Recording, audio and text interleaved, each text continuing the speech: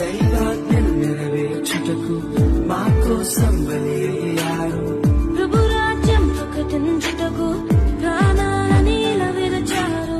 మా ఆత్మను రక్షించుటకు హతసాక్షులు మీరయ్యారు. నీతి కిరీటము పొందుటకు అర్హులుగా మీరు ఉన్నత పనికై మమ్మను పిలచిన